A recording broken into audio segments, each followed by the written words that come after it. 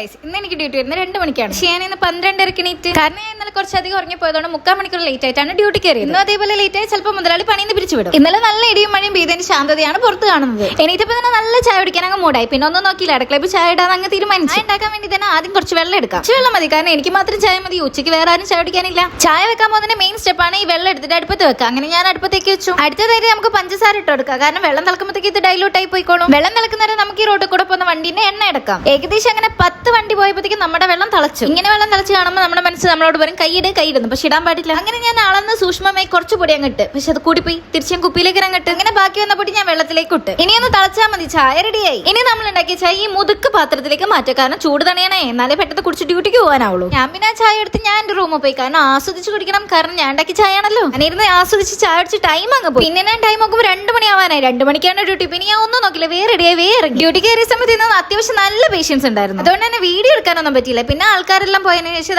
ഇങ്ങനെയാണ്. പിന്നെ രാത്രി ഒരു 8 മണിയായപ്പോൾ ഞാനൊരു ചായ ഒരു പഴംപൊരിയും പറഞ്ഞു. വീഡിയോ എടുക്കുന്ന അറിയുന്നുണ്ടെന്ന് കടയത്തൊക്കെ നല്ല ഷേപ്പുള്ള പഴംപൊരി തന്നെ നോക്കി കൊടുത്തു വിട്ടിട്ടുണ്ട്. വീണ്ടും പിന്നെ കുറച്ചിടത്തേക്ക് നല്ല തിരക്കായിരുന്നു. ഞാൻ ഈ വീഡിയോ എടുക്കുന്ന രാത്രി 11 മണിക്കാണ് കേട്ടോ. എന്നെ ക്ലിനിക്കിൽ നിന്ന് ചെറിയൊരു വീഡിയോ എടുക്കാനുണ്ടായിരുന്നു. വീഡിയോ എടുത്തതിന് ശേഷം ഞങ്ങൾ ക്ലിനിക്കും പോയിട്ട് ഞങ്ങൾ ഹോസ്റ്റലിലേക്ക് പോകാൻ വേണ്ടി ഇറങ്ങി. ശരി ഗൈസ്, ഇന്ന് അത്രയുള്ളൂ. നാളെ വേറൊരു വീഡിയോ ആയിട്ട് ഇനി കാണാം. Bye bye.